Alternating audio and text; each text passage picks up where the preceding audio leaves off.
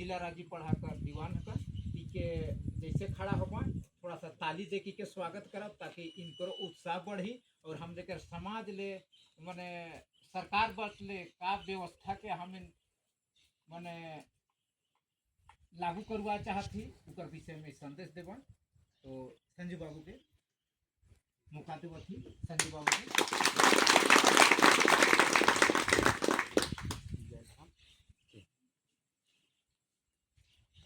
तो इन्ना 12 पढ़ा सिंदूर गही पढ़ा बैसके लो जबरा दीपन जूंदा बरस का पक्का पक्का था आयन बगारो भाई बगार बाबा बगार और संगे संगे शिक्षा दंडों उसका रंग है 12 पढ़ा सेन्हा था पटवार बाबा बैठू और जिला पढ़ा का संरक्षक मंत्री ना मझेनू बाबा गंगाराव ओहदा और संगे संगे जिला पढ़ा नंगे पारंपरिक स्वास्थ्य पढ़ा व्यवस्था था संरक्षक संयोजक हुई और ई 12 पढ़ा सिंदूर का बेल दीवान पटवार नगर पुजरर और युवा साथीगण हरमारिन सौसे जियाती जय धर्म जय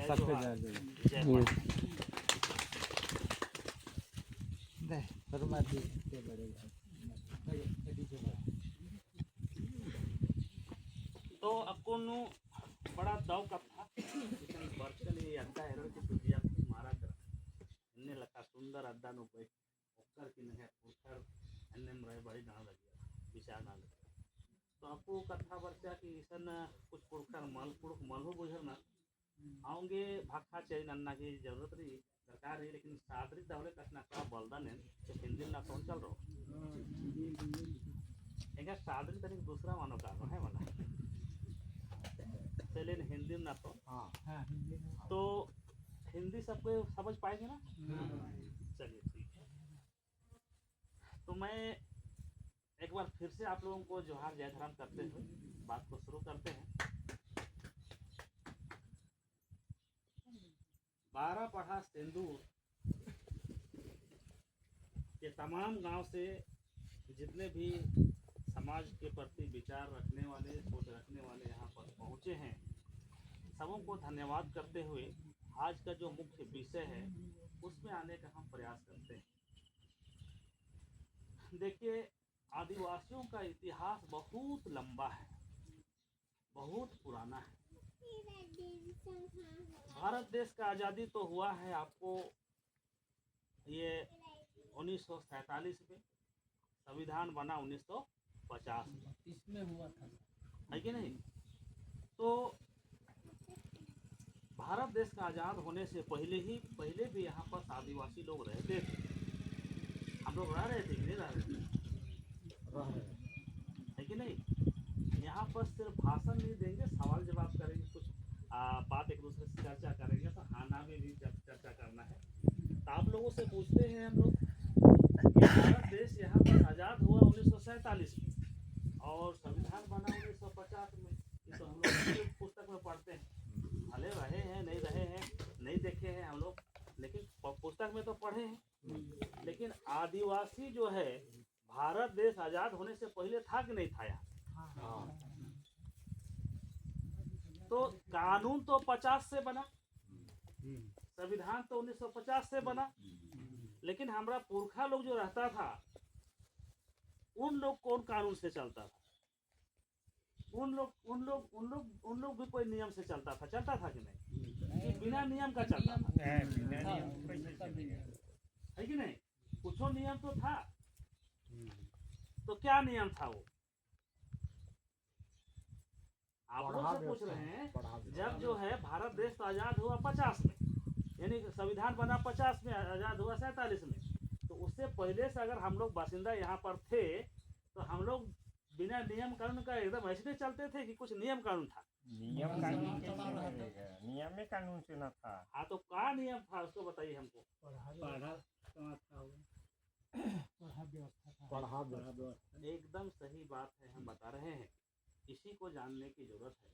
हम लोग का पुरखा लोग बहुत होशियार था, भले लिखने पढ़ने का व्यवस्था नहीं था उस समय, लेकिन हम लोग का पुरखा लोग एकदम बहुत बहुत कौन जमाना से इस व्यवस्था को लेके चला था पता नहीं। लेकिन आप देखिएगा एक एक ठो गांव, सब गांव कोई ना कोई पाढ़ा से जुड़ल है। कोई गांव 12, देखिए जितना भी आदिवासी गांव है, हाँ अलग अलग एरिया में अलग अलग आदिवासी है। मुंडा क्षेत्र में जाइएगा तो मुंडा मान की व्यवस्था है, और ये हो क्षेत्र में जाइएगा तो उन लोग का अपना व्यवस्था है। संथाली क्षेत्र में जाइएगा तो उन लोग का अपना व्यवस्था है। लेकिन जहाँ जहाँ आदिवासी है सब जगह आदिवासियों का व्यवस्था है। जब पलामू क्षेत्र में जाइए इधर सीमा चट्टा व्यवस्था है। लेकिन आदिवासी का व्यवस्था पहले से, बहुत पहले से रहा है, और बड़ा होशियार लोग था ये लोग। कोई भी गांव को अभी जिस तरह से भारत देश आजाद होने के बाद देश भारत, राज्य झारखंड, फिर झारखंड का जिला लोहरदगा, फिर उससे नीचे लोहरदगा जिला का प्रखंड पेशरार, प्रखंड पेशरार का पंचायत तुईमू, तुईमू पंचायत का गांव सेंदूर। अच्छा एक एक को यहाँ से लेकर के वहां तक अभी जोड़ कर रखा है ना। और जो है सेंदूर गांव का भी, इधर एक टुडूर टोली हो गया, उधर सेंदूर हो गया, इस तरह से टोली टोली। और प्रत्येक टोली में भी देखिएगा एक एक ठो आधार कार्ड है सबके घर में, राशन कार्ड है हर घर में। पूरे भारत देश में रहने वाला जितना व्यक्ति है सबका गिनती सरकार के पास है। एको ठो व्यक्ति नहीं बचल है। और जो अगर बच गया है, जिसका आधार कार्ड नहीं है, राशन कार्ड नहीं है, वोटर लिस्ट में नाम नहीं है, आधार कार्ड में नाम नहीं है, तो उसका गिनती यहाँ नहीं है। समझ में मेरी बात को? तो ये तो अभी का व्यवस्था है। हाँ ये तो अभी का व्यवस्था है, लेकिन हमारा पुरखा लोग इसको हजारों साल पहले ऐसा व्यवस्था रखा था। हजारों साल पहले सोचने की जरूरत है। उस समय व्यवस्था क्या था कि हम लोगों का पाढ़ा व्यवस्था था। उसमें परगना होता था, एक खुखरा परगना और कस्मात परगना। आप लोग कस्मात परगना है, इधर ही कस्मात परगना है, हम लोग का नीचे खुखरा परगना है। उधर में चल जाइएगा तो उधर में पालम परगना पलामू है, और इधर में चल जाइए आपको तो बरवे परगना हो गया, फिर आगे छछाड़ी परगना हो गया। ऐसे परगना में बांट करके आदिवासी क्षेत्र को रखा था। उसके बाद एक ठो परगना में कई ठो पाढ़ा रहता था, कोई 5 पाढ़ा, कोई 7 पाढ़ा, कोई 21 पाढ़ा, कोई 12 पाढ़ा, ऐसे ऐसे बांट करके था। और एक ठो पाढ़ा में, जैसे अभी आप लोग का यहाँ 12 गांव का 12 पाढ़ा आप लोग बना रहे हैं, तो 12 ठो पाढ़ा का भी एक ठो आपको बेल गांव होगा, एक ठो दीवान गांव होगा, एक तो पटवार गांव होगा। इस तरह सबका अपना अपना ओहदा बांट करके रखता था। कुछ सदस्य गांव भी होगा, तो कोई गांव नहीं छूटता था। उसके बाद प्रत्येक गांव का, उस गांव में रहने वाले लोग तो है, फिर हर गांव में एक एक को पहले धूमकुड़िया रहता था, अभी हम लोग छोड़ दिए। और उसमें धूमकुड़िया में सब घर का सदस्यता रहता था। एक एक चूल्हा गिनती होता था कि इतना चूल्हा जो है फलना गांव में है। और जब भी पढ़ा का बैठकी होता था तो एक एक चूल्हा से एक व्यक्ति कम से कम वहाँ उपस्थित होना। सोच करके देखिए हम लोग का पुरखा लोग कितना होशियार था। लेकिन हम लोग का किए, जैसे भारत देश आज़ाद होता है, समझने की जरूरत है। भारत देश आज़ाद होता है तो उस समय जब आज़ाद हुआ तो अंग्रेजों का शासन था और राजा रजवाड़ा लोग था। राजा रजवाड़ा अपना राज के सिस्टम से रखा था उसको। जैसे भारत देश आज़ाद हुआ, यहाँ का संविधान बनाने की जब बारी आया तो लोग संविधान बनाने लगा कि कैसा संविधान बनना चाहिए, यहाँ राजा तंत्र होना चाहिए कि प्रजा तंत्र होना चाहिए कि लोकतंत्र होना चाहिए, कौन सा तंत्र होना चाहिए। इसका उन लोग जो है विचार बना करके पूरा एक कमेटी बनाया, संविधान निर्माण सभा, और भीमराव अंबेडकर को इसका सदस्य बनाया। तो पूरा नियम को वो लोग देश विदेश सबको अध्ययन किया कि कैसे नियम बनाया जाए। तब जो है उन लोग का दिल दिमाग में आया, जयपाल सिंह मुंडा एक तो आदिवासी था, उससे वो भी था उस सभा में, वो बताया उन लोगों को कि देखिए आप जो है लोकतंत्र बनाना चाह रहे हैं,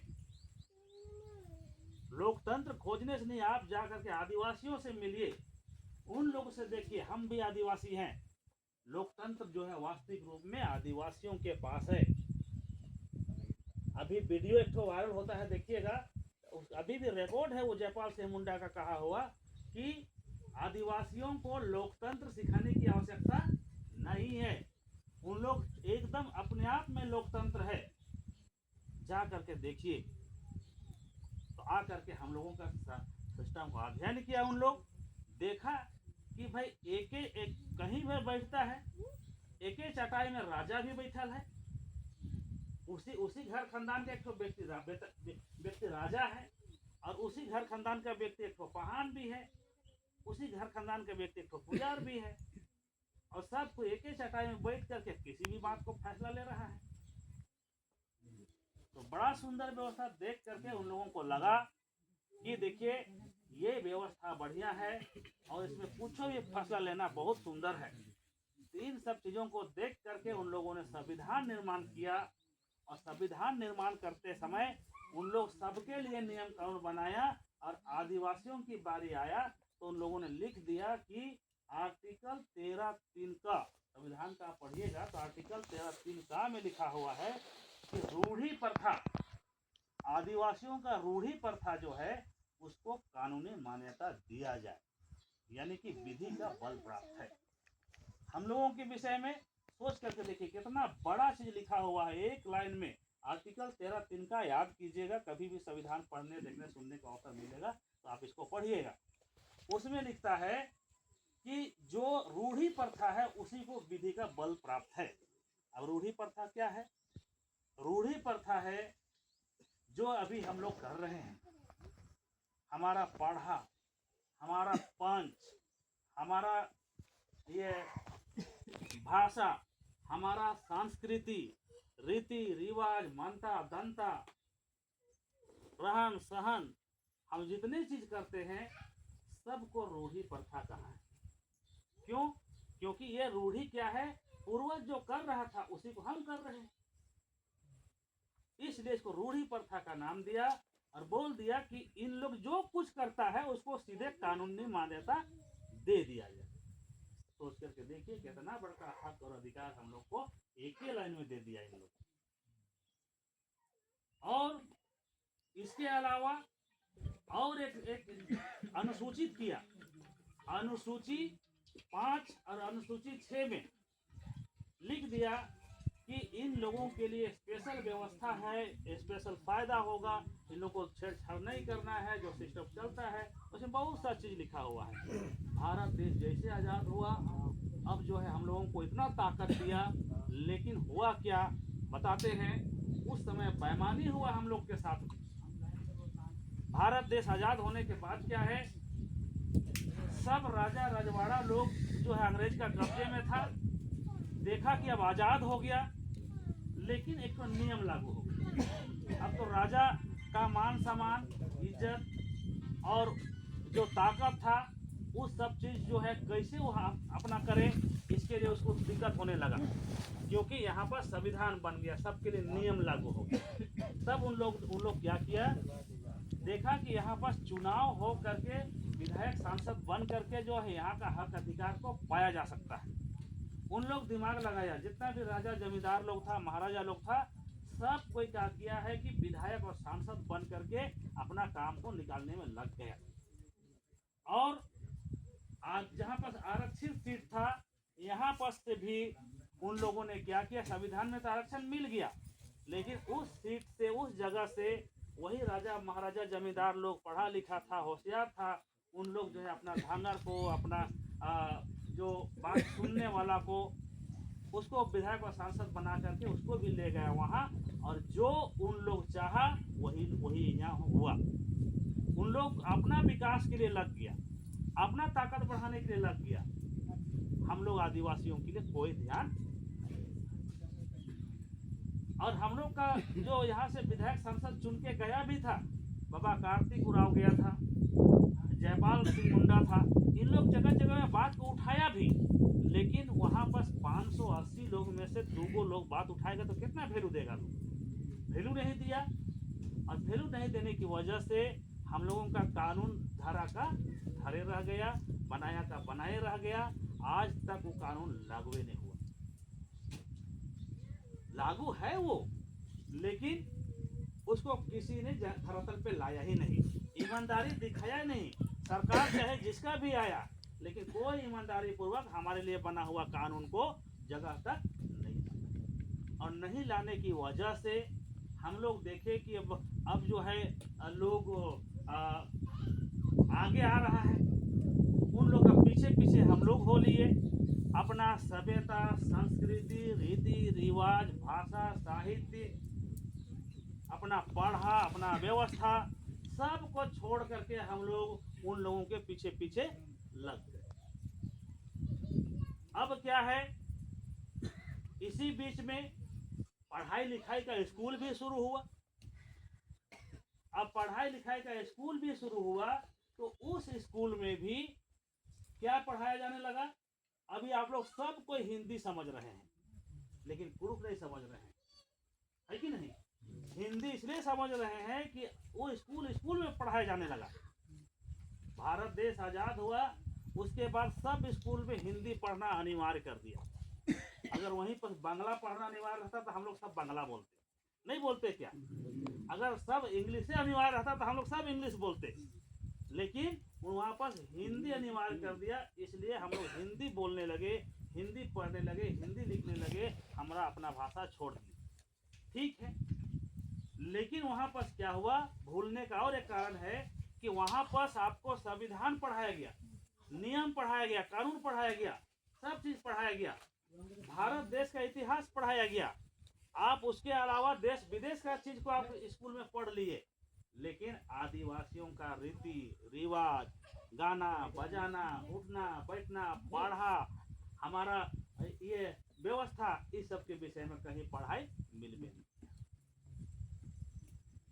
तो अब हुआ क्या? हम लोगों का दिमाग एक तो अपना भाषा छोड़ दिया, दूसरा चीज हम लोग का रीति रिवाज भी हम लोग छोड़ दिए। भाषा छूटने के बाद जो है हम लोगों का बनता दंता सिस्टम कस्टम कहीं हम लोग को पढ़ने लिखने के लिए मिल भी नहीं कर रहा है। धीरे धीरे धीरे हम लोग छोड़ते चले गए, और अभी के ज़माने में, अभी के समय में ना हम बढ़िया से भाषा जानते हैं, ना नेक दस्तूर को बढ़िया से जानते हैं, ना हमारा मनता दंता को जानते हैं, ना हमारा व्यवस्था को जानते हैं। और कानून में लिख दिया है कि ये सबको कानूनी मान्यता प्राप्त है। अब भाई आप जान भी नहीं कर रहे, अपना चीज को आप ही छोड़ दिए हैं, तो फिर कानून दे देने से क्या होगा? होगा कुछ हो? तो कानून में वहां तो लिख तो दिया है कि भाई इसको फलना दिया जाए, लेकिन हमें छोड़ दिए हैं, इसलिए जो है हमारा सत्यानाश हो ही रहा है। इसके बाद जब 1996 ईस्वी में देखा कि आज तक लागू किसी ने नहीं किया, तो भूरिया कमेटी बनाया गया। उस कमेटी के माध्यम से फिर एक बार प्रयास किया गया कि इस क्षेत्र में जो है आदिवासियों का हक अधिकार के लिए कुछ तो किया जाए। तब पी पेशा एक्ट बना, एक कानून बनाया गया, पी पेशा एक्ट, और उस कानून के माध्यम से और भी कुछ हक अधिकार को लिखित में लाया गया। लेकिन हम लोगों को क्या है, अंधेरे में रख करके 5वीं अनुसूची को कैसे लागू किया जाए, इसके लिए नियमावली है पी पेशा एक्ट। लेकिन हम लोग को और फंसा दिया कि पी पेशा एक्ट का नियमावली नहीं बनने के कारण जो है हम लोग लागू नहीं कर रहे हैं। समझने की जरूरत है। अब जो है आज तक पी पेशा एक्ट का नियमावली लागू बनवे नहीं किया है, तो लागू नहीं हो रहा है।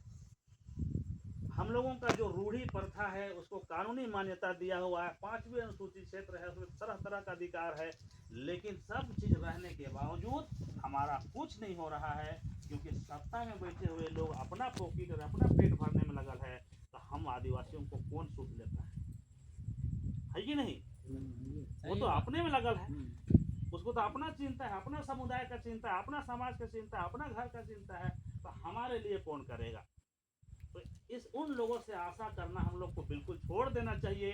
हम आपको बताते हैं, एक टीम इसी में से आदिवासी बुद्धिजीवी मंच देखा कि कोई भी सरकार ईमानदारी पूर्वक लागू नहीं करेगा, इसलिए कोर्ट चल गया। ये लोग हाई कोर्ट में केस दर्ज हुआ और बहुत लंबा केस चलने के बाद 23 साल के बाद ये अभी जो है 2 महीना पहले जजमेंटी आया है हाई कोर्ट का कि अभी जो है झारखंड सरकार को लिखा है कि आप जो है जितना जल्दी हो सके पेशा नियमावली बना करके पेशा एक्ट को लागू करो।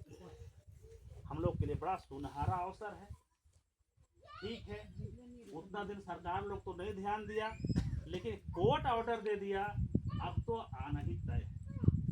अब तो जो है आपके बीच में वो कानून लागू होना तय है।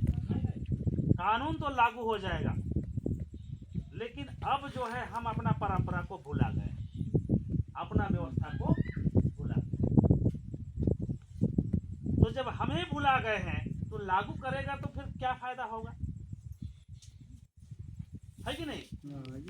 क्या फायदा होगा? तो इसी सिलसिले में हम लोगों का एक टीम जो है, हम लोग गए राज्यपाल के पास। वहां जाकर के उनसे मिले तो हमने अपना परिचय बताया कि हम जो है पढ़ा का दीवान है। तो व्यक्ति आश्चर्य हो गया और हमको पूछा कि ये दीवान का होता है और पढ़ा का होता है कि नहीं?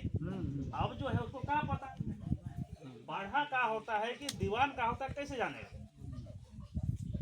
तब जो है वो व्यक्ति पूछा हमको कि ये क्या चीज होता है, बताइए। सोचिए, अब मैं परिचय दिया, आप लोग तो अभी जानबो कर रहे हैं कि पढ़ा है, आप लोग जानबो कर रहे हैं दीवान है, लेकिन बाहर से लोग आके वहाँ सीट में बैठे, वो लोग क्या जानेगा? तो इस तरह से वहाँ पर सवाल किया वो। तब हमने बताया कि नहीं, हम लोग उरांव जाति का है और उरांव जाति समुदाय का जो पारंपरिक व्यवस्था है, जो पहले से आया है, उस पारंपरिक व्यवस्था को ही हम लोग पढ़ा करते हैं। तब समझ में आया। बोला अच्छा ऐसा बात है। तो वो बोला कि नहीं, पहले आदिवासी लोग जो रहता था और उस समय जो कबीला व्यवस्था था, उसको आप लोग अभी तक जिंदा रखे हैं? हम बोले हाँ बिल्कुल जिंदा रखे हैं। अभी भी हम लोग का क्षेत्र में जाइए तो हम लोग जो है 5 पढ़ा, 7 पढ़ा, 21 पढ़ा, 9 पढ़ा, जो भी है, हम लोग अपना व्यवस्था से चलते हैं। हम लोग का पढ़ा व्यवस्था है। अभी भी हम लोग गाँव में हम लोग पढ़ा का नियम को पालन करते हैं। हमने बताया वहाँ पर। तो कैसे पालन करता है? हम बोले कि देखिए, पढ़ा का जो नियम है, उसी नियम के हिसाब से हम लोग शादी ब्याह करते हैं। पढ़ा कह दिया है कि भाई आपको डाली ढीबा 5 रुपया देना है या 7 रुपया देना है, तो हम लोग उसको नहीं देते हैं। पढ़ा कह दिया है कि आपको बारात और सरात करना है, तो बारात और सरात करते हैं, है कि नहीं? उसका पढ़ा तय किया है कि नेक दस्तूर ऐसा होना चाहिए, तो वही नेक दस्तूर का हम आज भी फॉलो कर रहे हैं। बहुत सा लोग, हम रही होशियार लोग, कहता है कि पढ़ा खत्म हो गया। कैसे पढ़ा खत्म होगा? आप जब तक जिंदा रहेंगे, आदिवासी रिवाज को फॉलो करेंगे, तो आप पढ़ा के हिसाब से चल रहे। भले पढ़ा बैठ के नहीं जाते, वो कह दीजिए, है कि नहीं? लेकिन पढ़ा का बनाया हुआ नियम से चल रहे हैं। इस मरकी में किसी का मृत्यु हो गया, तो वहाँ जो नेक दस्तूर कर रहे हैं, वो नेक दस्तूर नियम कानून कौन बनाया है? कौन बनाता है? सब पढ़ा तय करता है। कौन छोर में आपको सील करके उसको जलाना है या गाड़ना है, तोपना है, जो पुरखा कहा उसी में हम करते हैं कि उल्टा पुल्टा करते हैं? तो भाई पढ़ा तय किया, उसको हम अभी भी मान रहे हैं, तो हम लोग जो है करते हैं। इसके अलावा गांव में अभी भी हम लोग अपना शासन चलाते हैं। गांव में बैठ करके जो है कदलेटी में या फिर जो है हम लोगों का बैठकी में तय हो गया कि गांव में जो है 5 रुपया रोपाई होना चाहिए, रोपनी होना चाहिए, तो 5 रुपया लेते हैं। क्या नहीं करते हम लोग ऐसा? सरकार भले 300 कर दिया है, लेकिन अगर गांव में तय है कि 5 रुपया देना है, तो 5 रुपया में चलता है। तभी तो हम लोग पढ़ा का नियम को मानिए रहे हैं। भले हम लोग भूल गए हैं, भले हम लोग का आंख में खपड़ा चश्मा चढ़ गया है कि हम लोग को लग रहा है कि हम लोग पढ़ा को भुला गए। आप जिस दिन आदिवासी से खत्म हो जाइएगा ना तबे भुलाइएगा, नहीं तो भुलाना मुश्किल। तो इस तरीके से वहां पर हमने बताया, बड़ा खुश हुआ, बोला बहुत बढ़िया बात है, आप लोग ऐसा संचालित हो रहे हैं। तो आज तक जो है यहाँ राजभवन का जो रजिस्टर है उसमें आप लोग का नाम क्यों नहीं? वही बताया कि देखिए हो लोग है, हो लोगों का रजिस्टर खोल के दिखाया, देखो उन लोग अपना व्यवस्था से चलता है, इसलिए पूरे हो क्षेत्र में उन लोगों का पूरा यहाँ डिटेल है। देखिए इतना इतना गांव है, इतना घर है, इतना उन लोगों का पारंपरिक ग्राम सभा है, इतना उन लोगों का व्यवस्था का ये है। और उन लोगों को देखिए सरकार की ओर से सभी पढ़ा पदधारी को, जो वहाँ का अधिकारी है, सबके लिए मोटरसाइकिल दिया है, सबको मानदेय दे रहा है, यहाँ पर लिखा हुआ है कि नहीं? और तो और कचहरी में यानी कि कोर्ट में एक तो अलग से कोर्ट है उन लोगों का। जितना आदिवासी का केस जो है, अभी हम लोगों का केस जो है कुछ कोर्ट में चल जाता है, ऐसा नहीं है। वहाँ पास आपको हो जनजाति का अपना कोर्ट है, वहाँ 30 लोगों का 30 तो पढ़ा का अगुआ यानी वहाँ का पारंपरिक व्यवस्था का अगुआ जो है, उन लोग 30 जन बैठता है और जितना केस आता है उसका फैसला यही लोग करता है। तो उन लोगों का जो है देखिए यहाँ पास रजिस्टर में मेंटेन है। उन लोग अधिसूचित यहाँ सूचना दिया है, हम लोग उसको अधिसूचित कर दिए हैं, अधिसूचित हो गया है, फिर यहाँ से लिस्ट बना करके उसका जिला में भेज दिए और जिला में वहाँ पास नियम ऐसे ऐसे बना। सही बात है, आज तक हम लोग का पढ़ा तो चलाया, पढ़ा पधारी तो बना, लेकिन जो नियम है, जो कानून है, उसके हिसाब से हम नहीं चला उन लोग। इसमें क्या है कि हम लोग यहाँ पढ़ा चला रहे हैं, उसको वहाँ बैठा हुआ राज्यपाल कैसे जानेगा? कैसे जानेगा? उसको सपना थोड़ी ना आएगा। तो वो बोला कि आप लोग क्या कीजिए, जितना भी आप लोग चला रहे हैं सबको जो है लिस्ट बनाइए और लिस्ट को जो है हमको दीजिए।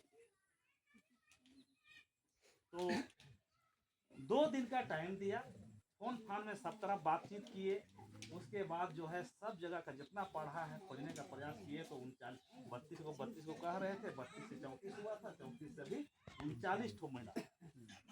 तो 39 को पढ़ा का जो है लिस्ट वहाँ पर दिए और उसके बाद बताए हम वहाँ पर उनको कि देखिए इसमें कोई कोई गांव का ओहदा उल्टा पलटा भी हो सकता है, क्योंकि 2 दिन का कम टाइम में हम जो है फोन फान के माध्यम से पूछे हैं, जाने हैं, तो कुछ त्रुटि हो सकता है, कुछ गड़बड़ हो सकता है।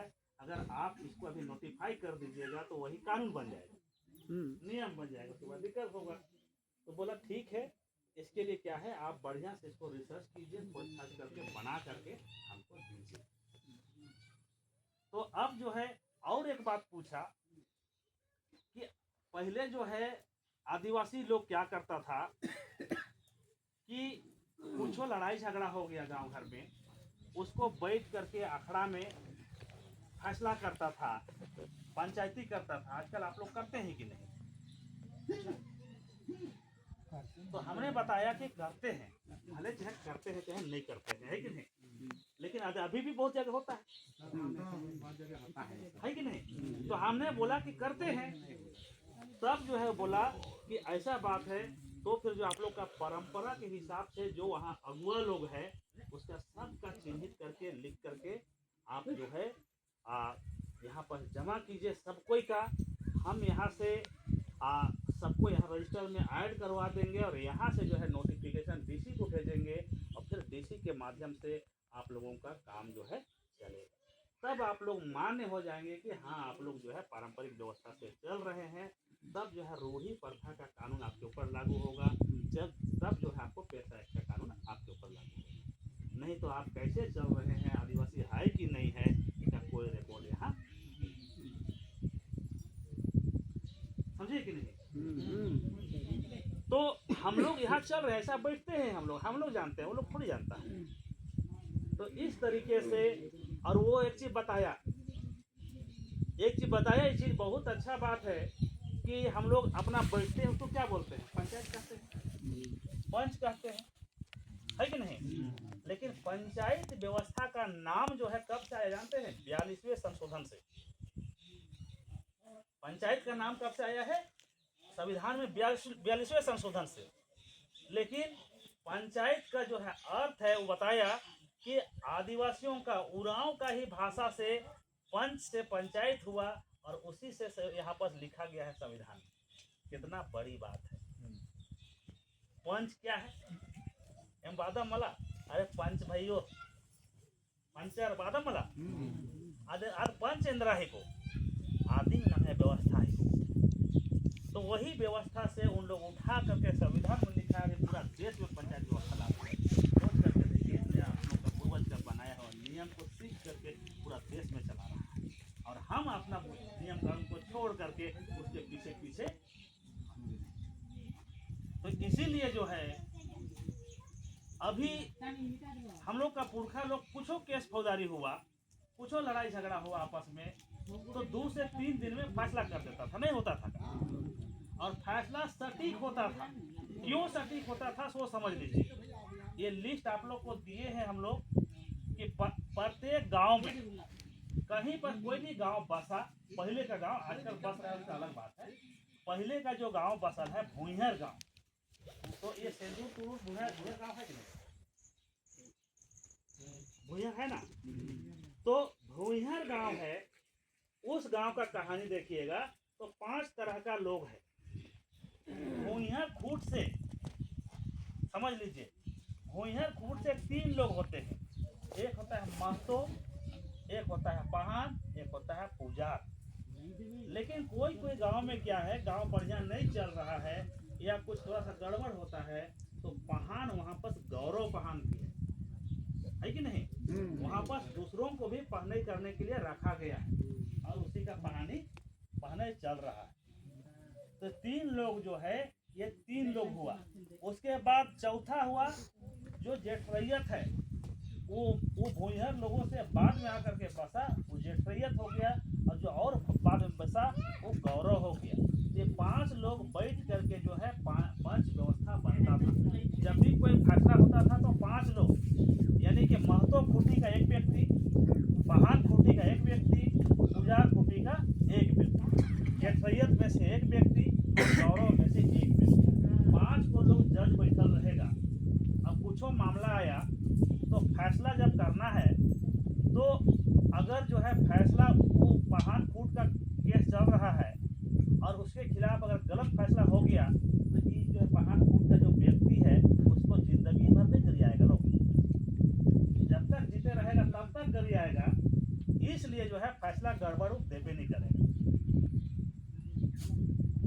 क्या अपना घर खानदान का वहाँ बैठा था, आप ही जज थे और आप समझा था नहीं, आप ही जज थे और आप ही गड़बड़ फैसला दे दिए, क्या कि नहीं उसको पानी नहीं देगा है कि नहीं? इसलिए वो वहाँ पर बैठा हुआ जज है, कभी गलती करेगा नहीं करेगा। इसीलिए 5 खूट से एक व्यक्ति, कितना बढ़िया हम लोग का पूर्वज लोग बनाया था नियम कानून।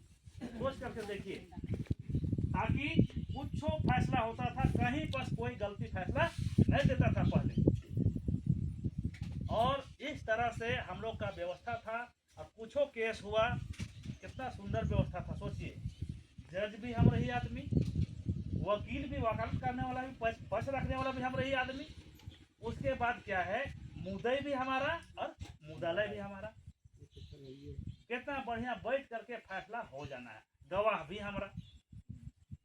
लेकिन आजकल का व्यवस्था क्या होता है देख लीजिए। हम लोग अपना व्यवस्था को छोड़ दिए, हम लोग रूढ़ी प्रथा को छोड़ दिए। अभी कुछ लोग लड़ाई झगड़ा हुआ, पिए खाए, पटका पटकी हुए, एक आध जन का मूड फूटा, तुरते थाना। होता है कि नहीं? थाना चल गया। उसके बाद थाना जाने के बाद क्या होता है उसको भी थोड़ा सा बता रहे हैं। थाना गया, ये तो बेचारा बढ़िए जाके कहता है फलना आया, फलना से लड़ाई झगड़ा हुआ, बहुत बदमाशी करता है, हमको ऐसा करता है, तो हम केस कर देंगे, फंसा ही देंगे, जाके वहाँ कहता है थाना। तो वहाँ पर मुंशी क्या कहेगा, अरे ऐसा लिखवा देना तो तुरते निकल जाएगा, जेलों में होगा। वही सलाह देगा, वही डिजाइन बताएगा कि नहीं फंसाना चाहता है ना, हाँ तो थोड़ा खर्चवा उसका देगा तो बढ़िया से मजबूत केस बना देगा, है कि नहीं? उसके बाद एक तो खर्चवो ले लेगा, ऊपर से क्या लिखवाएगा कि भाई मारने के लिए अकेले नहीं आया था, 5 जन आया था, बोलो चलो 5 जन का नाम लिखवा दिया। उसके बाद क्या कहेगा कि एकदम वो पटका पटकी किया सो नहीं लिखेगा, वो कहेगा कि एकदम जो है तलवार और बलुआ लेकर के हमको काटने के लिए आया था और चलाया था तब यहाँ लगा है, मतलब हाफ मर्डर का केस डालो, समझे कि नहीं। और अगर बढ़ना ज्यादा फंसाना है तो कहेगा पिस्तौल लेकर आया था। मतलब है इतना बना बना के केस वहाँ बना देगा। उसके बाद कहेगा कि भाई आपको केस बन गया, गवाही भी चाहिए। तो क्या करेगा वो व्यक्ति जो है उसी के जान परिचय का आदमी का 5 आदमी का गवाही का नामों ले लेगा और वो अपना आदमी को जाके सिखा देगा एक आध 2 बोतल पिया के कि भाई ऐसे करना है। अब वही में लिखा जाएगा, हुआ कुछ और लेकिन लिखा कुछ और। फिर कोर्ट कचहरी जाते जाते दोनों का तमाशा बनल रहता है। फिर जाकर जब वहाँ वकील का जब कोर्ट में केस जाएगा तो पता नहीं वहाँ पर वकील लोग जितना बैठल है काला काला कोट पान करके। आप लोग गए हैं कितना पे गए हैं कोर्ट? हाथ उठाइए एक बार। चलिए ठीक है। वहाँ पर काला काला कोट पहन करके जो लोग बैठल है उन लोग को हमको लगता है दिलों काला हो गया है। कभी भी सही तो सोचता ही नहीं, सब लगता है कि मेरा जगह गाय चलाएगा, खाली पैसे कहता है कि नहीं। मतलब है उन लोग का लगता है कि दिल काला ही हो गया है काला कोट पहन करके, मतलब किसी के प्रति दया माया है ये नहीं। वो लोग जो है वहाँ पर जो लिखल है वैसे ही केस लड़ा और उसको सजा कर दिया बेचारा को। जितना दिन केस रखेगा सर उतना दिन उसको तनख्वाह बनते रहेगा। हाफ मर्डर का केस बना करके भीतरे भेज दिया और बेचारा कुछो नहीं पी खा करके खाली पटका पटकी हुआ था। तो इस तरह से अभी के समय में ऐसा जो है षड्यंत्र बना के केस बना करके जो है भेज देता है, लोगों को परेशान होते रहता है। लेकिन वही चीज गांव में फैसला होगा तो कितना झूठ बोल पाएगा बताइए। मान चलिए गांव में लड़ाई हुआ है तो अगल बगल पड़ोसी अड़ोसी सब है, सब जानता है लक्षण को तेरे पिए के बाद आओ बाऊ करता है क्या, तो पक्का हो गया तेरे लग गया, तो जो भी दंड जुर्माना करके फैसला सुना दिया। यहाँ झूठ सच करने के लिए बहुत जगह नहीं रहता है। तो कितना सुंदर व्यवस्था हम लोग का पुरखा का बनाया हुआ व्यवस्था को जब कानूनी मान्यता है इसको छोड़ करके हम लोग दूसरा तरफ जा रहे हैं तो ये गलत बात है। इसलिए अभी बड़ा सुनहरा मौका है हम लोग के पास, जब कानून तो बना हुआ पहले से है लेकिन कोर्ट कह दिया है कि आप अपने व्यवस्था के साथ चलिए, तो हम लोग को चलना चाहिए कि नहीं चलना चाहिए? चलना चाहिए। आप लोग माँ साहब नहीं समझ रहे हैं मेरा बात को। नन्हे पुरखा की व्यवस्था में देखना चाहिए कमला, चलना चाहिए कि नहीं? तो हम लोगों का जो परंपरा का व्यवस्था है उसके हिसाब से अगर हम चलेंगे तो थाना पुलिस कोर्ट कचहरी कुछ नहीं कर पाएगा। कहे कि अभी पी पैसा एक्ट जो है उसमें 7 गो अधिकार है। अगर आप लोग अभी भी पारंपरिक ग्राम सभा बनाते हैं और सिस्टम से चलते हैं तो अभी भी जो है 7 गो का मतलब है कि उसमें हक अधिकार दिया हुआ है। उसका कॉपी भी हम वहाँ पर शिक्षा के उस समय दिए होंगे, आप लोगों को सबको उसमें बताया जाएगा क्या क्या है। संक्षेप में हम बता रहे हैं कि पारंपरिक ग्राम सभा चला करके पाढ़ा को मजबूत कीजिए और एक गांव में कोई समस्या आया, फैसला नहीं हो रहा है तो 12 गांव मिल करके उसको फैसला कीजिए, समझे कि नहीं? और उसमें भी नहीं हुआ तो फिर जो है बीसू बुला करके 3-4 को पाढ़ा का मिल करके फैसला कीजिए। कोर्ट कचहरी आप बिल्कुल नहीं जाइए। हम बता रहे हैं अभी जो है पी पैसा एक्ट लागू हो रहा है, केवल आप परंपरा के हिसाब से चलना शुरू कर दीजिए तो मात्र 3 गो केस, सिर्फ बड़ा केस जो है कोर्ट जाएगा, मर्डर केस, रेप केस और किसी का डकैती केस, यही केस केवल जो है ऊपर में जाएगा। बस बाकी जितना छोटा मोटा केस है सब जो है आपका ये न्यायालय में फैसला हो जाएगा, आपका आखड़ा में फैसला हो जाएगा। और इस केस को लेकर के आप जाइएगा थाना में तो थाना भी एंट्री नहीं देगा, समझे कि नहीं? तो इतना सुंदर व्यवस्था बना के दिया है तो ये फायदा आपको होगा। एक चीज इससे क्या है कि हम लोग का जो कोर्ट कचहरी का जो पेराई होता है वो भी बचेगा। दूसरा चीज है पैसा कौड़ी भी बचेगा, समय भी बचेगा और सही फैसला भी होगा। दूसरी बात, दूसरा चीज है कि इसमें और एक दिया है अधिकार कि जितना भी वन उपज है, वन उपज का नियंत्रण गांव वाले लोग ही करेंगे। आपको वन उपज के मामले में जो भी चीज आपको यहाँ पर मिलता है वो आपके हैंड में रहेगा, ग्राम सभा के हैंड में रहेगा। साथ ही साथ लघु खनिज जैसे कि बालू निकलता है, पत्थर निकलता है, बॉक्साइट निकलता है, कोयला निकलता है, कोई भी चीज निकल रहा है, अभी सारा टैक्स सरकार को जाता है कि नहीं? वो टैक्स ग्राम सभा को मिलेगा। अभी हम लोग को ठगता क्या है, डीएनएफटी फंड होता क्या है, यहाँ से जो लोग पैसा किया वो टैक्स के रूप में जिला में जमा होता है, और जिला में जो बैठे हुए अधिकारी है उसमें तो कमीशन मोटा खा करके आधा पैसा तो गायब कर दिया।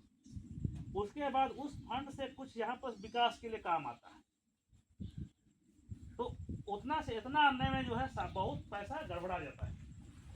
तो डायरेक्ट जो है आपका ग्राम सभा का खाते में वो फंड आएगा, तो आप बहुत कुछ अपने हिसाब से गांव वाला बैठ करके आप नियम कानून बना करके उसको आप लोग चला सकते हैं।